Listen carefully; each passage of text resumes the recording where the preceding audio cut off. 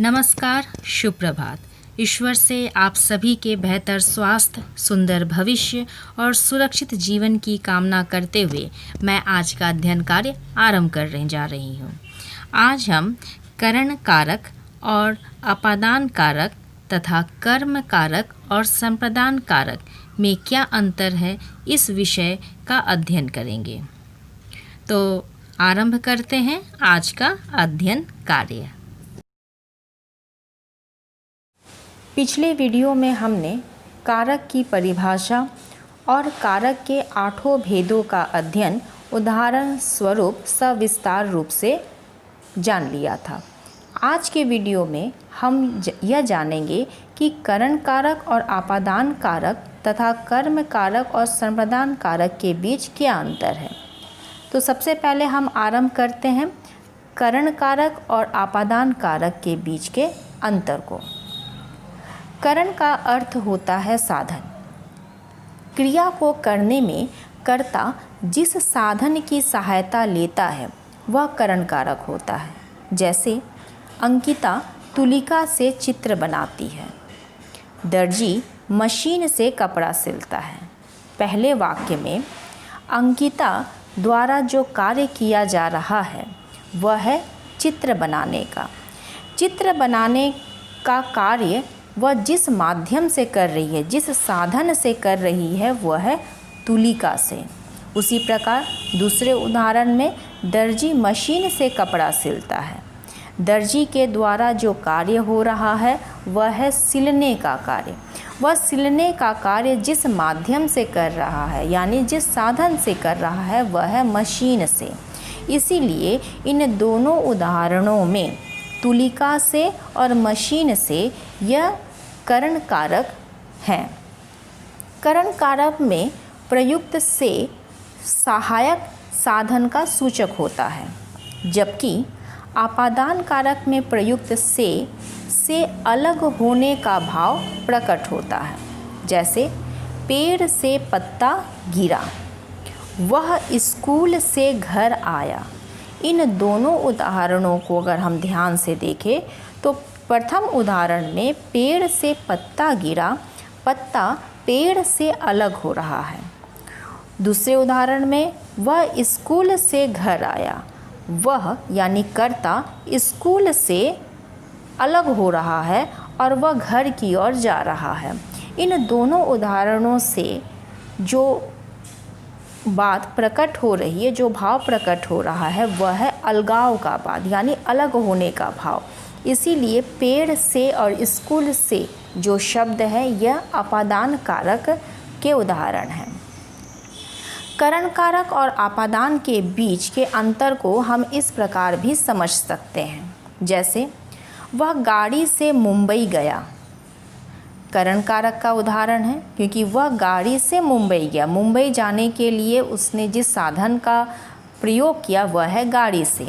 वह गाड़ी से उतर गया, उपर्युक्त उदाहरण आपादान कारक का है, क्योंकि वह यानी कि कर्ता गाड़ी से उतर रहा है, गाड़ी से अलग हो रहा है। वह कोलकाता से आया, आपादान कारक है। वह बस से आया, करण कारक है।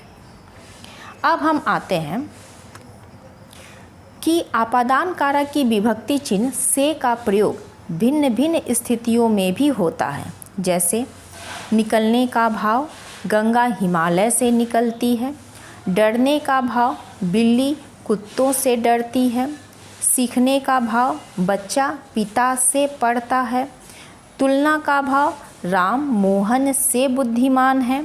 घृणा का भाव, मुझे झूठ से घृणा है।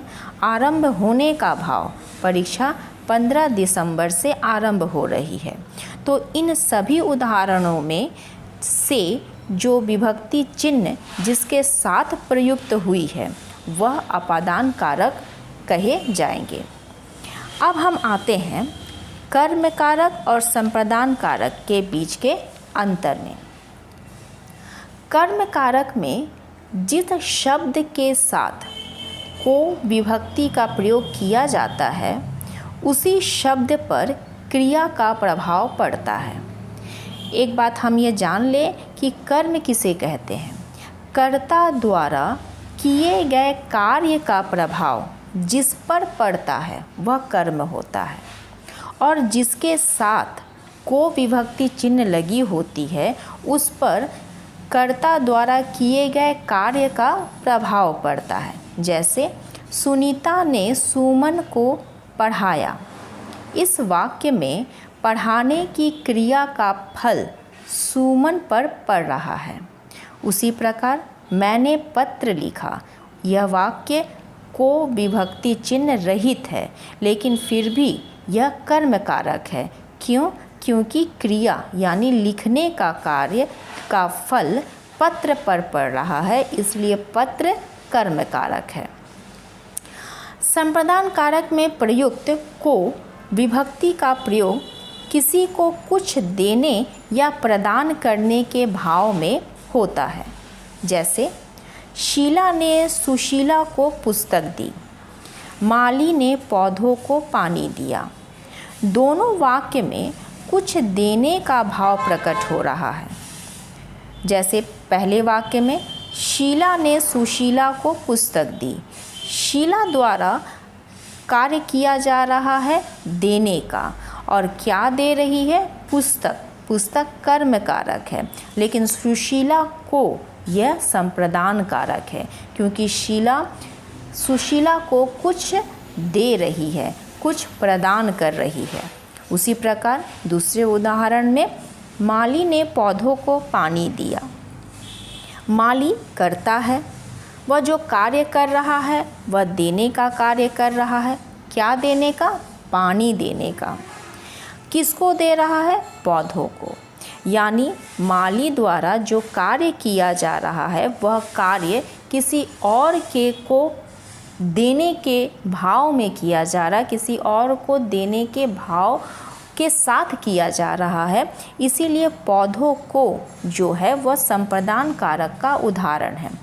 तो हम ये बात ध्यान रखें कि कर्म कारक में जिस शब्द के साथ को लगा होगा उस शब्द पर क्रिया का प्रभाव पड़ता है,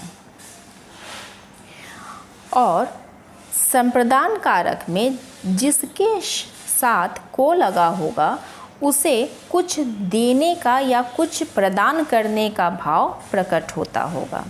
तो यह दो अंतर हैं कर्म कारक और संप्रदान कारक के विभक्ति चिन्ह को लेकर, जो आप बहुत ही यह सामान्य सा ये उदाहरण जो मैंने यहाँ दिया है, जिसके माध्यम से आप ये समझ सके कि किसी वाक्य में किसी शब्द के साथ अगर को विभक्ति चिन्ह लगी हो तो को विभक्ति चिन्ह वो क्या कर्म कारक होगी या संप्रदान कारक होगी। तो इसका यह हम तभी समझ सकते हैं जब हम वाक्य को पढ़ें और वाक्य से यह भाव प्रकट हो कि जिस वाक्य में किसी को कुछ देने का भाव प्रकट हो रहा है, किसी को कुछ प्रदान करने का भाव प्रकट हो रहा है, तो वह वाक्य में संप्रदान कारक होगा।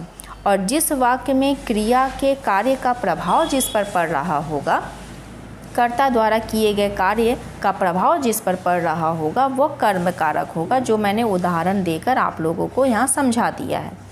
तो इस प्रकार हम ये समझ गए कि करण कारक और अपादान कारक के बीच क्या अंतर है। दोनों में विभक्ति चिन्ह से का प्रयोग होता है। और कर्म कारक और संप्रदान कारक के बीच में क्या अंतर है, क्योंकि इन दोनों में विभक्ति चिन्ह को, दोनों की विभक्ति चिन्ह को है।